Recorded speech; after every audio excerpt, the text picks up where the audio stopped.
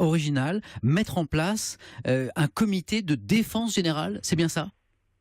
C'est bien ça. Vous savez, dans notre histoire, avant le comité salut public, il y a eu un comité de défense générale qui regroupait en réalité des parlementaires de toutes tendances et qui affrontait le danger. Mmh. Et je pense qu'aujourd'hui, le président de la République, vous le savez, a à ses côtés un conseil de défense qui réunit les ministres qui sont concernés par les questions de défense. Moi, je suis un défenseur, comme vous le savez, de l'unité nationale. Je pense que face aux terroristes, nous devons nous unir. J'ai eu des paroles d'ailleurs qui ont un peu tranché avec celles des autres après le 14 juillet. Et on va y revenir, oui. Et je crois donc aujourd'hui qu'il est indispensable que le président de la République puisse se doter d'un outil permanent qui puisse réunir après le Conseil de défense et qui permette de réunir 20 parlementaires de droite et de gauche qui soient associés à des mesures que la France pourrait décider de prendre à tel ou tel endroit, qui soient des mesures d'exception et adaptées non pas au risque, mais à la menace. Frédéric Lefebvre, est-ce que vous pensez que la classe politique est mûre pour ce genre de collégialité? Quand on voit les polémiques partisanes qui ont suivi l'attentat du 14 juillet, franchement, on s'interroge.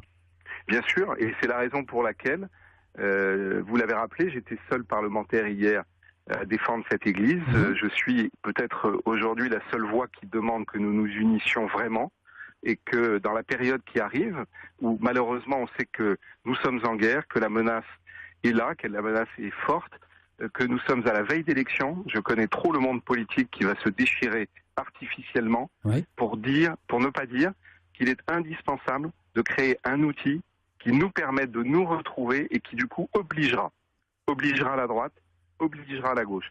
Vous savez, je crois à la nécessité de faire face, c'est ce qu'attendent nos compatriotes, à ce danger aujourd'hui dans l'unité. C'est pour ça que j'y invite le président de la République. Oui, j'entends votre appel à l'unité nationale et effectivement, au lendemain du 14 juillet déjà, vous avez appelé droite et gauche à s'unir. Vous avez changé, Frédéric Lefebvre. Quand vous étiez ministre du président Sarkozy, on vous présentait comme son porte-flingue.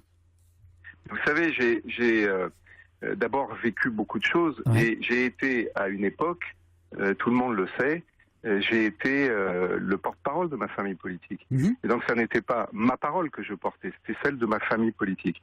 Et à ce moment-là, nous avions une opposition, un parti socialiste notamment, qui attaquait matin, midi et soir le gouvernement et le président de la République. Et je m'étais fait la promesse que moi, dans l'opposition, je n'agirais pas comme ça. Eh bien cette promesse, je la tiens depuis 4 ans.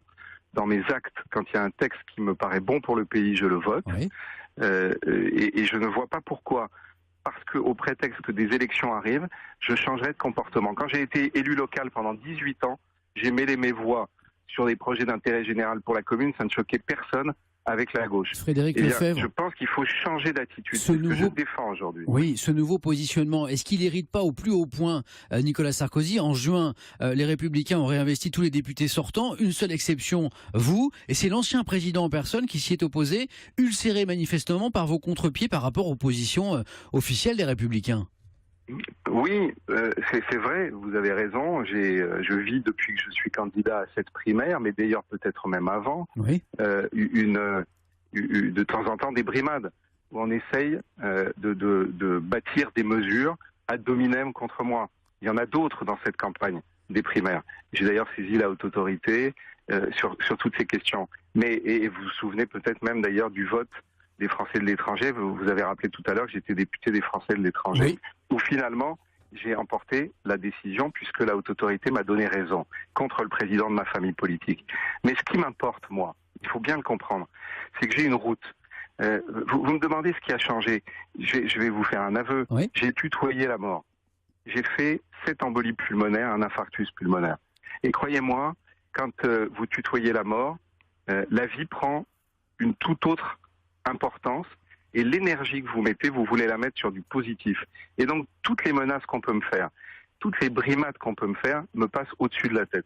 Aujourd'hui, je sais ce que je veux faire, je sais ce que je veux faire pour mon pays, je sais que mon pays a besoin d'unité, je sais, sur un certain nombre de sujets, je me bats pour la liberté sur le RSI, je me bats sur le revenu universel, qu'on puisse le mettre en place parce que c'est la solution pour demain, et j'y mettrai toute mon énergie, quels que soient les obstacles que j'aurai face à moi. Le mot de la fin.